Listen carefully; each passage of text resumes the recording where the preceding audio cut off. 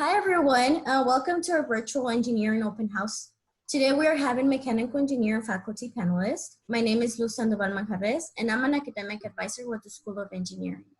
This is one event of a series of events to help welcome second year undergraduate students into the School of Engineering. During their first year, students see their Bobcat Advisor in the Bobcat Advising Center, and then they transition into their declared major advisors. We hope that you can join us next week for our last event. These events will be recorded, so this session will be recorded and it will be posted on our engineering advising website if you need to go back. If you have questions throughout the panel, feel free to ask them through the Q&A box at the bottom of your screen. Today we have three amazing faculty members, Professor Sun, Professor Chen, and Professor Ayaswamy. Thank you for joining us today. I'll be facilitating and asking you these questions. So let's go ahead and start. Can you please tell us a little bit about yourself and why did you choose UC Merced? Okay, all right. This is Jianqiao Sang. I'm the professor and chair of the department right now. I came to UC Merced in 2007. At the time, I was a professor in University of Delaware on the East Coast. And I really had that spirit of taking adventure and coming to the West and start a new program. It's been a very exciting experience for me. Yes, I moved from Utah State University to UC Merced in 2012. So I'm now 8+ years old on campus, growing with the campus. I teach mechatronics. So I got my PhD from Singapore. So it's something a little bit different in 1998. So nice to meet all of you. I'm now serving as a graduate committee chair on the graduate program chair for mechanical engineering.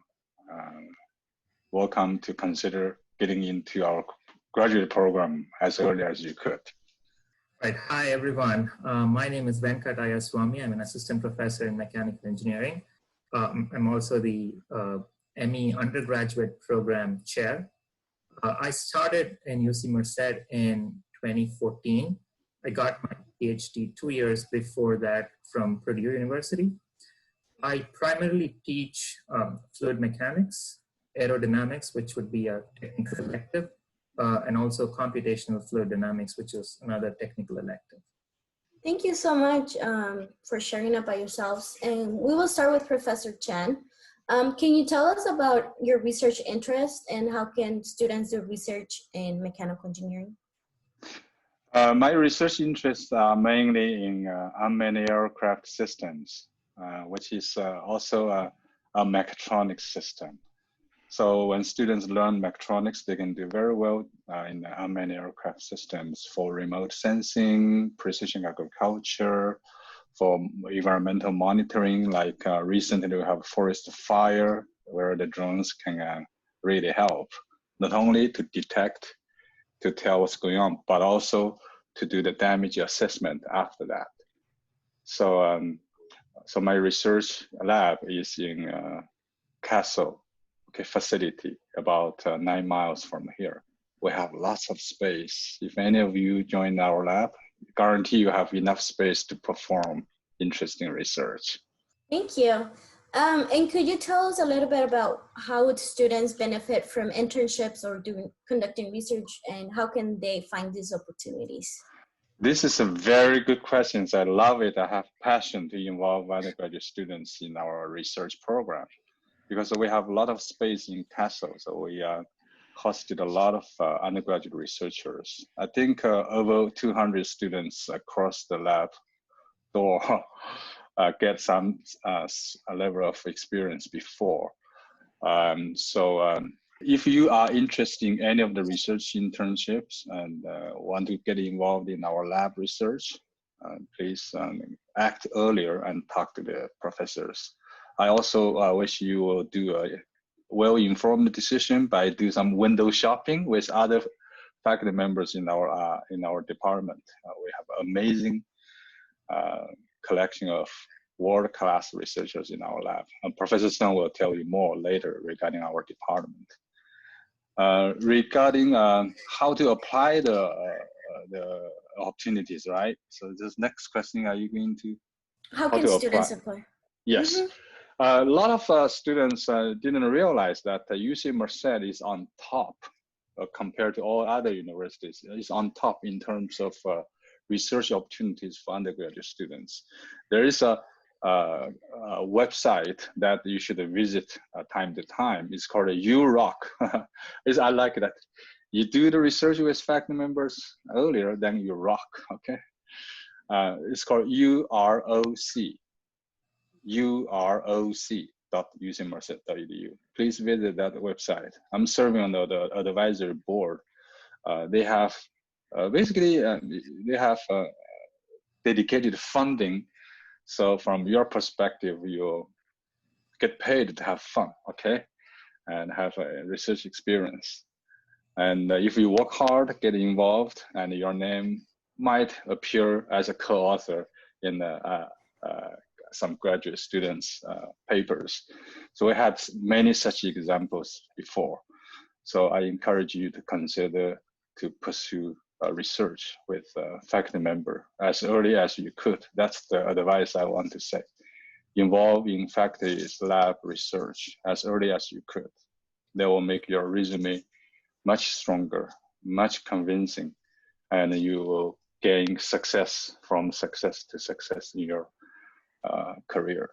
Thank you for that. And thank you for opening these opportunities for students and making sure that students are taking advantage of these amazing experiences. But with fall being remote, right, because of the current situation that we're on, how can students get involved? So communication via the Zoom meeting and one-on-one meeting is the way we do. Sometimes if we have urgent access to the lab to pick up something, then we can still apply through a proper paperwork approval process. We still can access our lab. So that will not stop us from doing good research. In fact, Professor Sun will explain to you the trend of our mechanical engineering, that it is going towards more intelligent, more big data dependent with learning, okay, machine learning, that feature. So as you can see that we can prioritize our research, like those data model intensive tasks on the top. Those we need the physical interaction with the physical like robots or drones, and to the later stage when we open the lab later. So right now we can still do good research even without put our hands on the real drone, real UAV, or real experiments. One of the new directions in our lab, for example, is to develop something called digital twin. Okay, you Google it, you will learn a lot regarding that.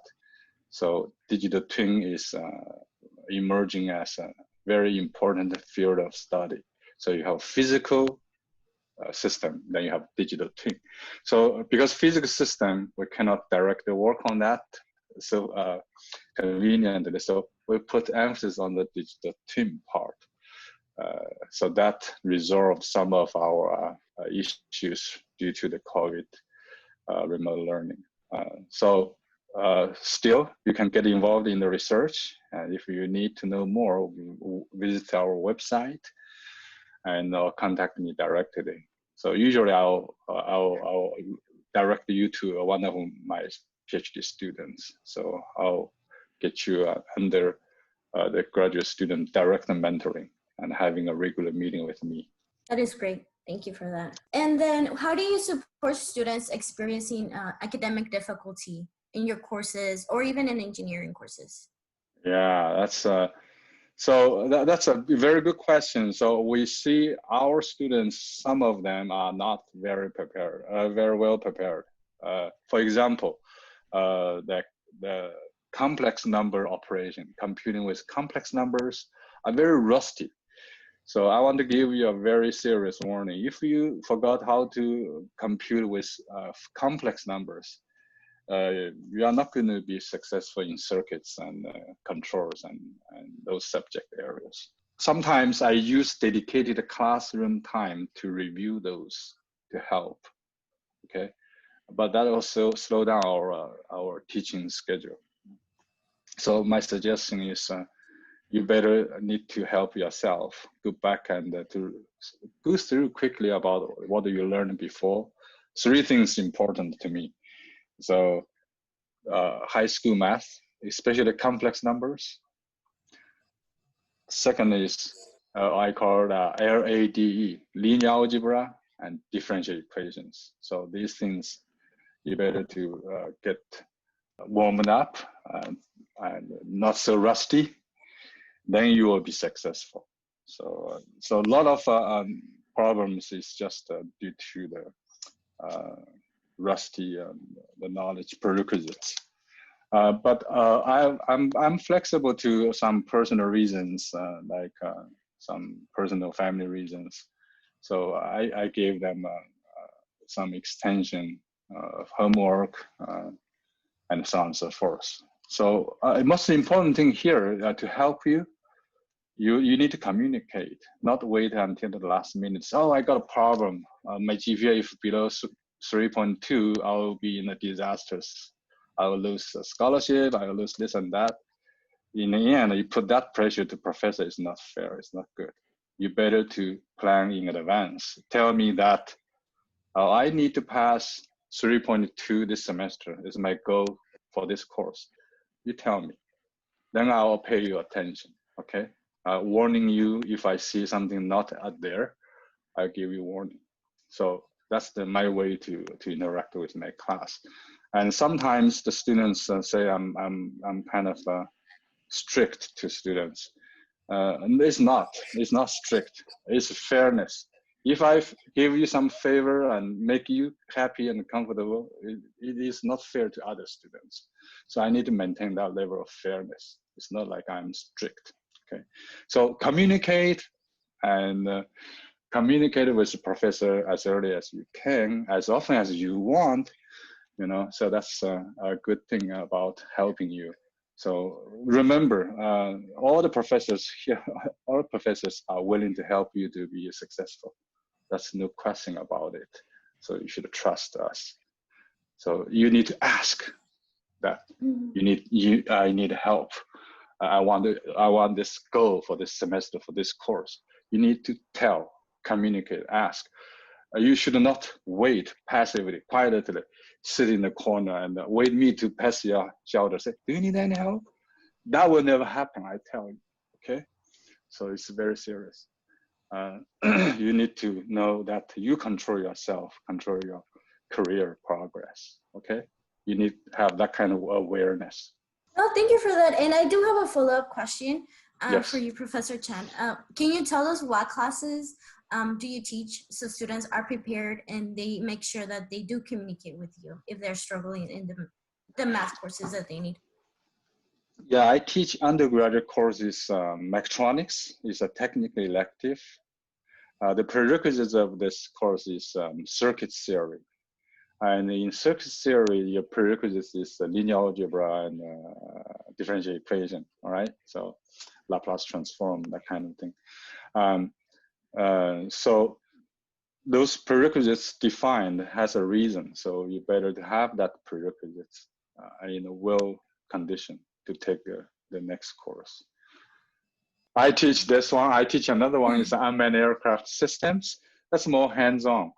But we successfully offered this summer. It's a 6 weeks long lab intensive course. Because of the COVID, we cannot go to the field to fly. I feel very guilty. So we are so lucky we got a chance to have a 1 week long intense drone camp event. So then all our students, I believe, they got enough preparation to be a licensed drone pilot. So consider that, okay? Like a driver's license, you have a license to fly unmanned aerial vehicles.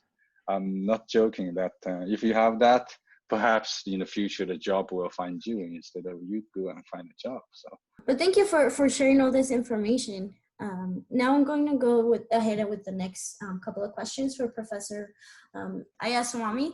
Yes, go ahead. Yeah, Go ahead. if I can have you talk a little bit about your research as well, and how can students get involved maybe in some of the research that you conduct?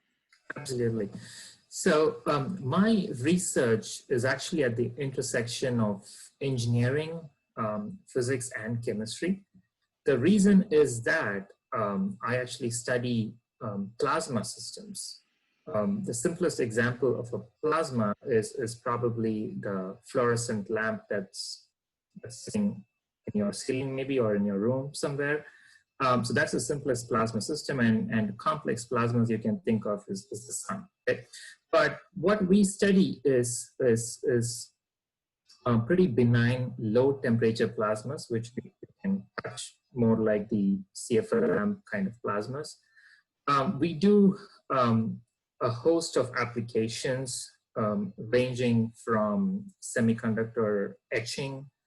Pretty much your cellular phone has a ton of electronic components, and every one of those components probably went through a plasma etching at some point in time. So that's one of our examples. We also look at tunable electronic devices that are based on plasmas.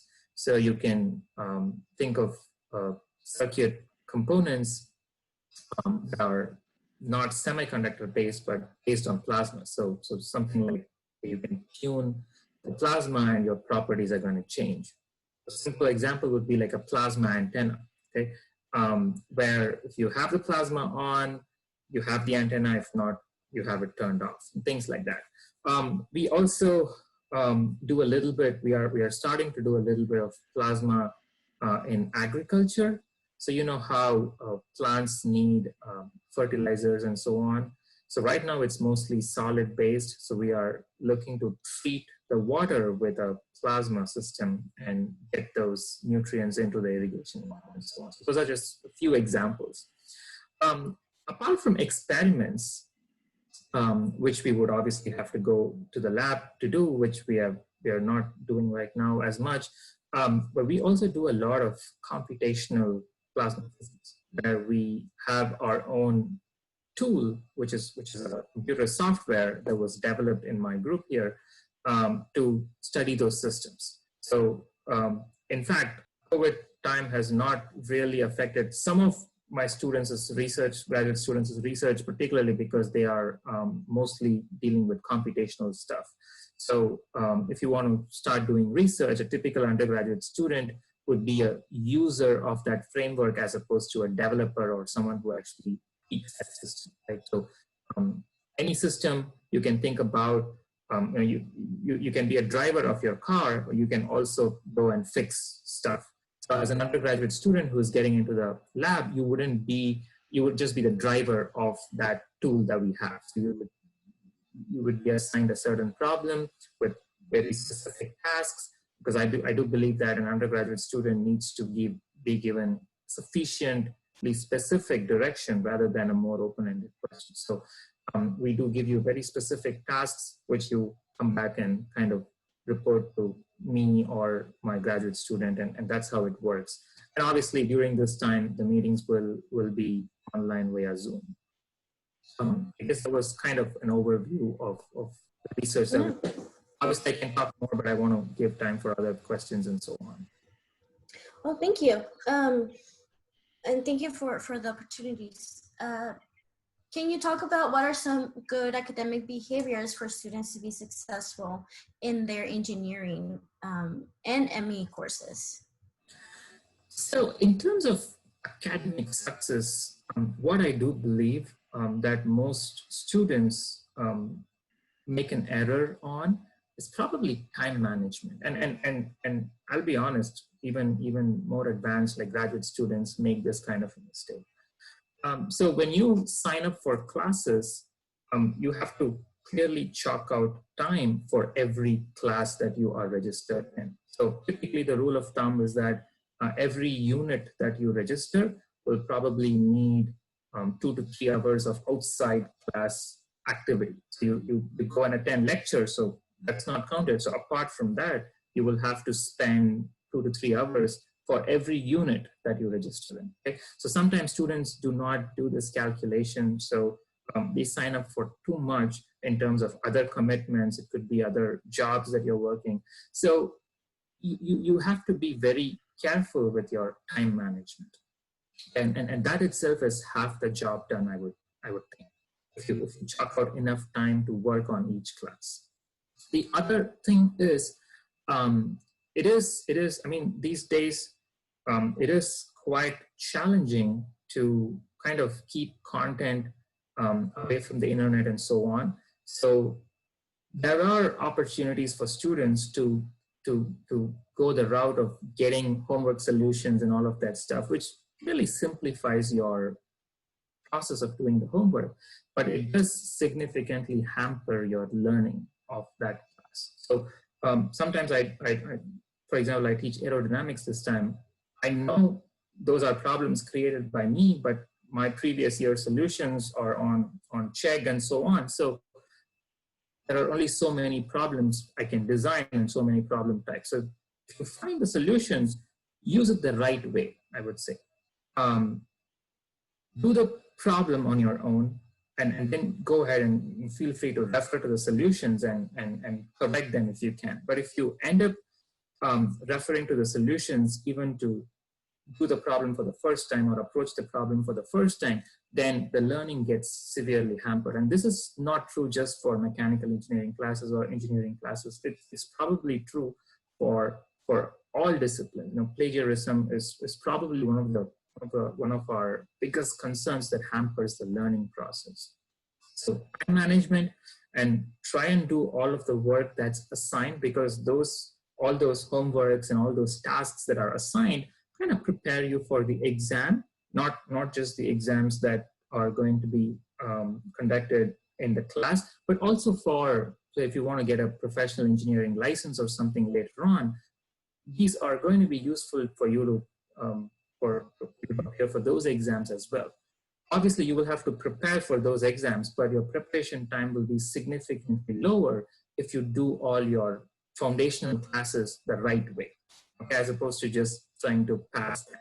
So definitely do focus on the learning, and academic success is probably going to follow you automatically. Definitely, I think that's great advice, and hopefully students can gain some skills from this, right? From learning on their own. Our next question is, what advice would you give students that are performing well versus students that might be having academic difficulty? I'll first touch upon the academic difficulty part, because that's probably more concern for all of us. Definitely do try to, I think Professor Chen mentioned earlier on, he kind of touched upon it a little bit, because that question was also dealing with academic difficulty. Definitely do reach out to the instructor of the class, to the professor teaching that class, because as he was mentioning, there are, in a required class in engineering, there are probably 100 students, right? So it's very difficult for you to be the focus point of the professor unless you reach out to him or her and let the professor know that, okay, you are having problems, and then we could go back and see what exactly is the problem. And sometimes what does happen is this if it is done very early on in the class, you will not be like completely lost, because remember, it's not like the topics covered in the beginning of the lecture are irrelevant to topics that are covered later. In fact, you would build upon those topics. So if you kind of feel lost right at the beginning of the class, you definitely go to office hours. Okay, now, one common issue is that the office hours, the student is not available. So definitely do reach out to the professor and schedule maybe a different time, because obviously it may be impossible to schedule office hours wherein 100 students are actually available during that time. So definitely do reach out to the professor and say, well, I cannot make it to your office hours, but I'm having problems. And this has happened, like even in the previous semester, a few students have reached out to me, said, well, I feel a little lost. I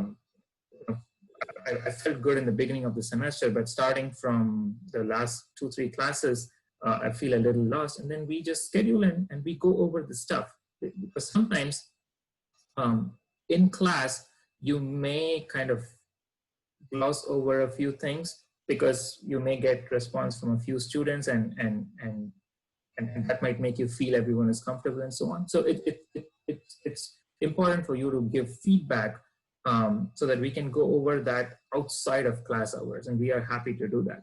All it took is in last semester was a 30-minute Zoom meeting to fix these issues.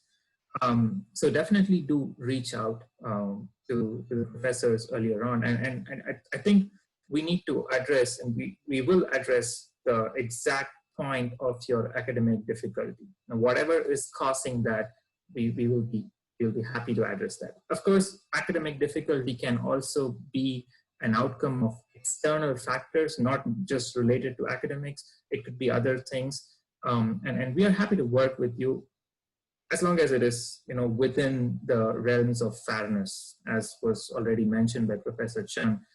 We are going to do our best to help you. If you have a health issue, if you have a family issue, or whatever, we are going to try to help you as much as possible within the constraints that we have. Okay?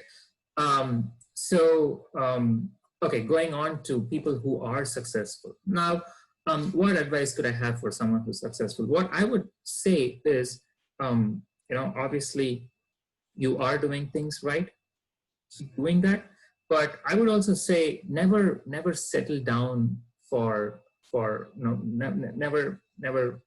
kind of say, okay, I'm good with what I have. Okay, try to maybe go to the next level. For example, if you feel very comfortable with the homework problems, you're really doing well with the class, go ahead and pick problems on your own and try and do them. Like, do more work than assigned. I mean, they will never go waste, believe me. Whatever work you put in, it's never going to go waste. There may be a time lag for you to reap the benefits of that work, but hard work will never go waste. Okay? So the textbooks that we follow probably have a ton of problems. If you're done with the homework problems that are assigned and you feel kind of good about them, try and learn more. Okay, that is what I would suggest. So push yourself to the limits. Even though you are doing well, you feel comfortable with the classes, try and do more. That's what I would suggest as the mantra for people who are doing really well in the classes. Thank you so much. And for time, we will move on to Professor Sun. If you can talk a little bit about your research as well. Yeah. What are your research interests? Thank you. Yeah, I'm in the little sub-discipline in mechanical engineering known as dynamics. In ABAC language, it's called motion science. So I work on like vibrations of structures, acoustics, and the structure controls to make structures safe and quiet. And also like optimization of mechanical systems for dynamic behavior. And I teach, for example, vibration control, Lagrangian dynamics, which is a method to help you to model very complex mechanical systems. Recently, we're also working on energy harvesting using piezoelectric materials. As the traffic going on the highway, the semi is actually compressed the road a lot. It generates a lot of elastic waves on the road. We're trying to harvest that part of an energy from the highway traffic, and that's a current ongoing research work. Thank you. And what kind of careers can students go into if they pursue an ME degree? Mechanical engineering is known as the liberal arts of engineering. It's really diverse. Let me just first describe what is mechanical engineering in the first place. Then now I'm pointing to various industries that hire mechanical engineers. Now, as you go into the mechanical engineering curriculum, you will notice that you will take courses on thermal sciences like heat transfer and thermodynamics. That's part of our profession. So that's called thermal science.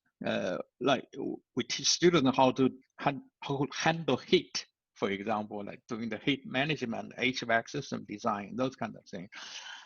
And another sub-discipline in mechanical engineering is called fluid dynamics or fluid mechanics. So we teach students how to, for example, model the aircraft flying in the air and how the ship moves in the waters to have minimal resistance, and how to manage the flow in the channel or in the tank, and how to analyze and how to study the blood flow in the human vessels. Okay, so that's fluids.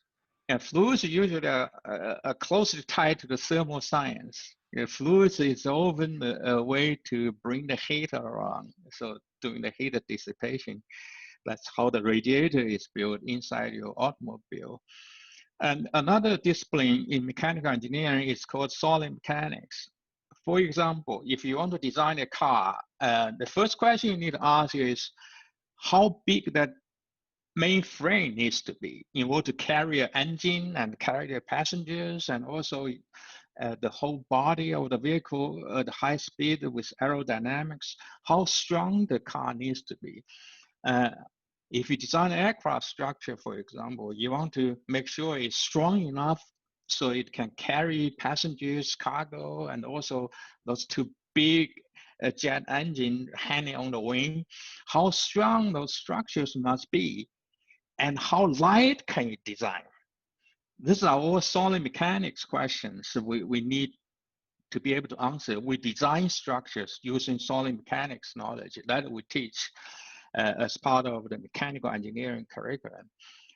The fourth discipline is motion science, it's dynamics, it's vibrations. Anything that's moving around, we study, including fluids, okay, including the structures in vibrations and the noise. When the structure vibrates, it makes a lot of noise. So we teach students how to analyze the vibration and the noise radiation, and how to suppress the vibrations and suppress the noise. So the structure is quiet and like automobile is moving smoothly, quietly, comfortably, like your grandpa's car sitting in it is very comfortable.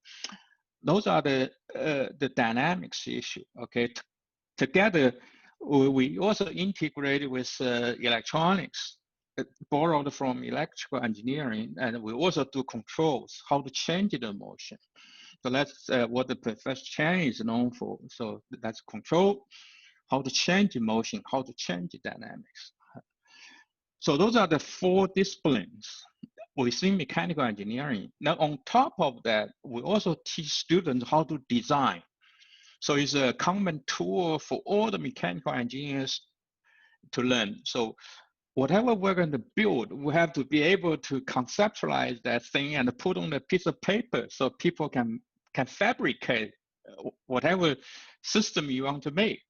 So we teach very modern control design tools to you, like AutoCAD, SolidWorks, those kind of new software system to help you to design mechanical design for very complex systems. So as you can see that mechanical engineering is pretty complicated, very tough.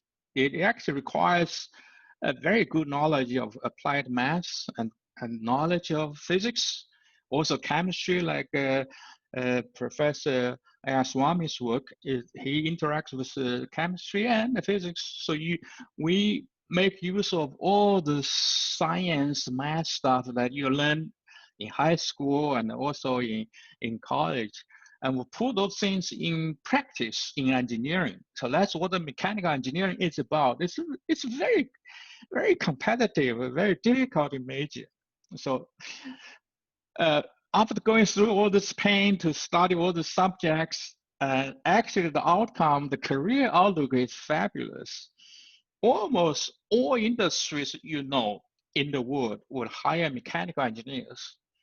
Almost all of them, okay, there's no exception, okay? You start with Boeing, like aerospace industry, they hire tons of mechanical engineers to design structures, to do the acoustic treatments, to design engines, engine mounts, and all sorts of stuff, okay? And automobile, like in Detroit, Big Three, they hire tons of mechanical engineers. Okay, high-speed train, the train industry is all mechanical guys work. Okay, agriculture machines, it's all mechanical. And now we go for a little high tech. Those are very traditional transportation industry. If you look into, say, medical instruments, it's very complicated mechanical design tied with electronics. That's all work. That's also why you need to take mechatronics course. On one hand, you need to know how to do mechanical design. On the other side, you have to know how to integrate your mechanical system with electronics, so you can make your mechanical design to accomplish very complicated tasks. Okay, some of those medical machines like MRI machines are very complicated to make. Okay, CT scans. Some of my students actually are in those business making CT scans for Philips, for example. So that's our job too, okay? There's also some bad jobs I don't encourage you to go into, but every country would have to have. That is the weapon system. Mechanical engineers also make weapons. So almost any industry that has something to do with manufacturing to make something, they need mechanical engineers.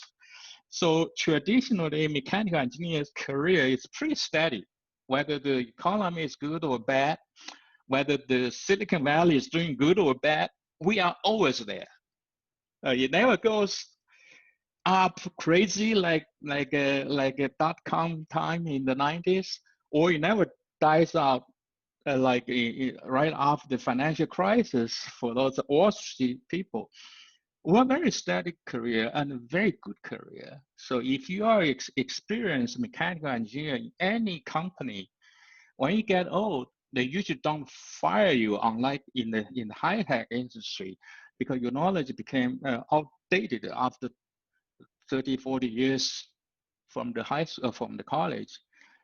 That happened, by the way, in the 80s, 90s in Silicon Valley. A lot of people lost jobs because the knowledge got changed. Whatever you learned in college were no longer there.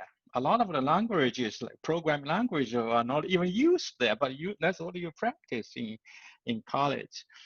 But mechanical engineering is different. That never happened to us. It's a very good career. Thank you for that really encouraging message and explanation. That was great. What are some resources a student in mechanical engineering should be utilizing at UC Merced? And I know Professor Chen mentioned UROC, but are there any other additional resources? Oh, there are many. On campus, we have a student career center there. For example, we actually post our internship positions through that office. So if you want to do research with professors, a lot of time we pay you and we advertise the positions through that website. And also quite some like student professional society clubs, like AIAA club in Professor Chen's lab is very active. They are building all of or studying the airplanes or drones. There's also SME student chapter on campus. That's our mechanical engineers professional society. There's also SWE, Society for Women Engineering. So if you are a female student, that's a very good student club to join. And once you join the professional clubs, you connect to a group of very active students. So you can make very good friends, and you can also learn from each other. Some of the students may be senior than you are. They have a lot of learning experience on campus. So it's a very good thing to join one of those clubs and spend some time with them. We also have SAE club, I think. I don't know if still there or not. They build SAE cars and they can join the SAE car competitions. It's pretty active nationwide. Thank you. And now I'm going to answer more general questions for everyone. So whoever wants to answer the question, feel free to jump in. Can you talk about the fundamentals of engineering exam and how it benefits students trying to go into careers in mechanical engineering? I can say something. One of the reasons we need to do the FE exam and later for the PE exam is that if you are going for, say, to start your own company, for example. In many states, if you start an engineering company on your own, you actually have to have a license to practice engineering in certain states. For that reason, if you have that ambition, you should do the FE exam early on. Well, that's the first exam you have to pass before the professional registration to become a professional engineer. So FE is the first one you have to take. And I suggest you to do it as early as you can, because the test is all about undergraduate required subjects. So when you just graduate, or even before you graduate, you can take it when the knowledge is still fresh in your brain. And then you practice engineering and get ready for the PE exam. And then someday you start your own business. So it's a very good thing. Even if you don't start your own business, with the PE license, you can join some companies. And because of the license you have, they may pay you much higher, at a higher scale than the one without the professional license. And you have much a higher responsibility in terms of practicing the engineering. You may have authority to sign some contracts, to authorize some projects. In many states, you need a license to do that. So it's a good thing to do that early on when you still have a good memory of what we teach you in the college. Well, Professor Sun's advice is very timely. I want to share with you one thing. Our dean, Matsumoto, is putting a very heavy emphasis on that, all the engineering students, hoping that especially you as a second-year undergraduate student, hopefully you are going to take this FE seriously. The dean is purchasing a side license for FE preparation and practice. So stay tuned. That perhaps it will announce once they get ready. So the whole university is very supportive to everyone who wants to pass the FE exam. It's I want to say it's necessary ingredient for your future success, although not sufficient. So it's necessary. Okay, just like Professor Sun said, it's a prerequisite to pass the professional engineer license, PE. And if you are a PE, you have a signature authority in many cases. Okay, Professor Sun is a PE, right? I remember. Yeah, I'm a Delaware registered professional engineer. Yeah, that's something you can put on your resume and put in your name card or whatever. It's a title. You do practice, by the way. Yeah, I do practice engineering. With that license, people come to you. Just like Professor Chen said, a job will look for you. That really happens. Yeah. You only if you have a license. Without Yeah. license, sometimes they don't even come to you. Mm. They need some jobs require license. Yeah. Thank you for sharing. How should students decide if they should pursue graduate school or go into the workforce after graduation? This is always a very tough decision to make, really. So what I would think about in that situation is one of the things is how prepared you are for graduate school. And obviously, when you talk about graduate school, you could always go for a master's degree, which will then allow you to come back to the industry, probably, hopefully, at a higher level of position and a higher pay, which is great, or the PhD, the long haul, right? So I think one of the things that you have to consider is how passionate you are, and that's where the undergraduate research really helps you, because you kind of get a sneak peek, not a complete peak, I would say, but you kind of get a vision of how a graduate student's life is going to be, okay? Because this is something where you don't want to step in without full commitment, okay? So I would say, think about how passionate you are about research, especially if you're thinking about PhD. And if you are very passionate, then that's certainly an excellent option because it can keep your brain more active in some sense. Not to say that you don't keep your brain active in a job, but this is certainly a different kind of signals to your brain, I would say. Another thing, obviously, that would play a major role, more of a practical standpoint, is financial situations and things like that. So there are other things that you have to consider, because once you make that commitment to a graduate school, you know, it is, the hard truth is that you will probably make less money than you may if you end up finding a job in the real world immediately after your undergraduate education.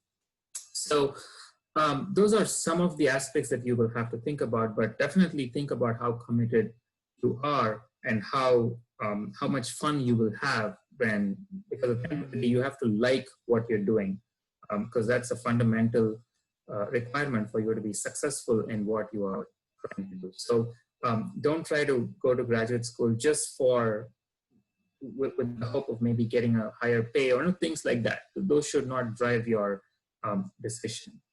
See how prepared you are, see how well you can perform, see what real benefits it can bring you if you finish your graduate school and so on. One thing is that people think about going to the industry, work for a few years and then come back. If you're really passionate about graduate school, I would not suggest you do that, because once you go to the industry, start seeing the money, you are never going to want to go back to school. Okay? So that's something to think about as well. So it's all about priorities and setting them straight. I'd like to add a little bit to do a commercial for our program. We are in the process to create this 4+1 bachelor and a master combined program. So hopefully within a year or two, we will launch that. And that will make your transition into a graduate school a little easier. Okay, so it will be a less painful decision to make. It will be very nice, smooth transition. You have to stay 1 year longer to get your master degree, if everything works out nicely. Okay, just a little commercial for you. So I want to add another thing. I totally agree with Professor Ayaswamy's comment about follow your passion. But on the other hand, you are not born to have a passion on something. So passion need to acquire, okay? So how you can acquire a passion? So then you have to experience a few things, then you can find out. That's why in the undergraduate student career, 4 years, I believe if you want to be a better of yourself, the research experience is very important. So I use the word window shopping. So you see in our ME department, we have each faculty member is a window, okay? You look into, you see a lot of interesting things. You know, they are all very highly achieved researchers doing their interesting work in the whole life, passionate about it. So you need to find out why the work you are doing is so interesting, and you know, if go and find out, do window shopping, and I suggest you harass all the professors as much as you could. They will love to tell you why they love their work they are doing the research. So I encourage everybody to do the window shopping, to check professors. Even you can start to volunteer yourself in a lab. You start to do some legwork first. Then eventually you can get involved and having some contribution. So we have this kind of streamlining process to get students involved. I suggest also you involve like that. Again, you don't have the passion. from nowhere, right? So you have to nurture that or discover that, build that. Okay. So again, as a graduate program chair for mechanical engineering, I want to tell you a small secret that our mechanical engineering is expanding, and our demand for graduate students is going up. So we are very welcome our own students to apply for PhD master program. So that's one side of the trend for our internal dynamics. If you look at the global dynamics, we also have the similar trend that is good for all of you here. As you can see that our demand for graduate students are growing, while the supply, demand and supply, the supply is getting dropped because of, from international point of view, because of the COVID and many other factors. Our international students may not be that easily to join us very quickly. So there's that's why there's in front of everybody, you have even better opportunities. If you decide to get into graduate program in the next 2-3 years, that's the best time, best of, not bad, let's say better opportunities in front of you. So please make decision earlier and find out your passion. And Professor Sung may share more with you regarding the vision of the departments and also our tier 1. So if you don't know what is tier 1, Professor Sung is going to tell you tier 1, our tier 1 ambition for the whole university. Okay, I'll keep quiet. Professor Chen gave me such a heavy assignment. Now, mechanical engineering, actually the whole UC Merced is trying to be what's known as a R1 university, a research university, which means that we will have much bigger graduate student body down the road. We'll have much more research activities on the campus, and also much bigger and more research projects going on campus. So it is a good time for you guys, for the new students in particular. I do want to warn you that UC, we are part of UC, although we're very new. We follow the same UC standard as what Berkeley has, which means that you must maintain the minimum GPA 3.0. So be serious about your courses and do a good job. If you drop below 3.0, it's very hard to get into UC graduate schools on any campus, not just Merced. So do a good job, maintain a high GPA as much as you can, okay? Hopefully we'll see you in the graduate school also here. Thank you for that. And that leads us to our last question. And because of time, just in a few words, what is some advice that you would give students starting their second year? Okay, second year, you are going to get into major courses of mechanical engineering. So as I said earlier, 3.0 is a very important GPA to maintain. So be very serious about all the courses you are taking now and do a good job. But second year into college, you should have very good study habit now. Like Professor Ayasami said earlier, you got to have very good time management. Do a good job to manage your time and your effort with all the courses here. And study hard during the time you need to study, and play hard when you don't have to study. So every day you should spend some time with sports and get yourself physically fit and strong. And when you study, you focus and be efficient. Okay, you study hard, you play hard, and have fun. Starting from second year, you should be in that mode. And college will look a little easier for you as time goes on if you do it right. Thank you. Thank you.